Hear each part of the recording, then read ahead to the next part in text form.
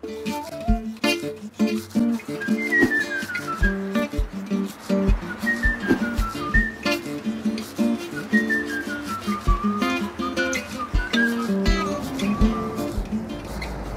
er en af de mest cykelglade nationer i verden.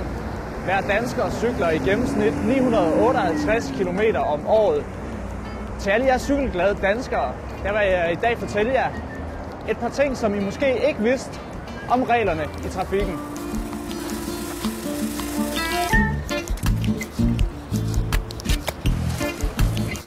Jeg skal lige ind i Netto og handle, men inden jeg efterlader min cykel, så er der lige en ting, jeg skal være opmærksom på.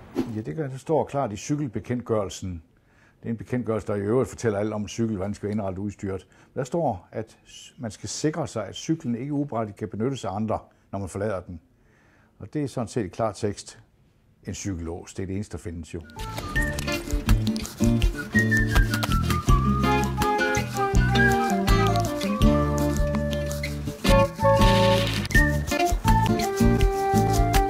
Jeg er på vej ned i parken, og derfor skal jeg til venstre i det her lyskryds. Men hvordan er det lige reglerne er for cyklister, når de skal dreje til venstre i et lyskryds? Korrekt. Venstresving på cykel, det gælder nu både i lyskryds, du beder om, og i almindelig kryds uden lyssignaler. Det gælder i alle kryds, at man skal fortsætte frem i vejens højre side til modsatte hjørne.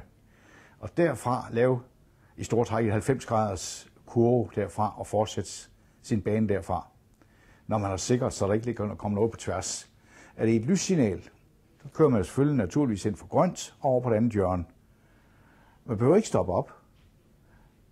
Man kan vende rundt og kigge sig og sikre sig, der ikke er noget på tværs og fortsætte på en sådan måde, at man faktisk føler, at man har rødt lys imod sig, for det har man. Man har rødt lys over på den anden side, men det er lovligt. Det vil altså sige, at jeg ikke behøver at stoppe op på det her hjørne og vende på grønt. Jeg kan simpelthen bare kigge mig for, og så køre, når der er fri bane.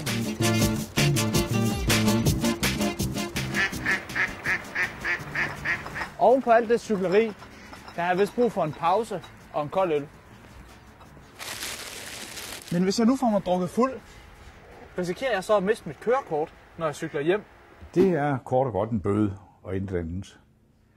Det der med frakendelse af kørekort, det er ikke noget, der umiddelbart kommer på tale. Den klarer man med en bødesag. Hvordan kan det så komme på tale om miste kørekort? Det kan det, hvis vi kommer til det punkt, hvor man er blevet taget så mange gange. Det kan være på cykel og gående og hvad det altså er, at politiet har fat i vedkommende, og man kan sige om vedkommende er ikke ædruelig mere. Fordi det er nemlig krav for at have et kørekort, det er, at man er ædruelig. Og hvis vi kan bevise ved at have anholdt en person mange gange for at være beruset på gader og stræder, jamen så kan vi administrativt sige, stop. Du er ikke bare til at kørekort mere. Du opfylder ikke betingelserne i kørekortbekendtgørelsen. Jeg har heldigvis kun fået én, så jeg kan roligt cykle hjem. Vi ses i næste uge, hvor det skal handle om søfartsreglerne.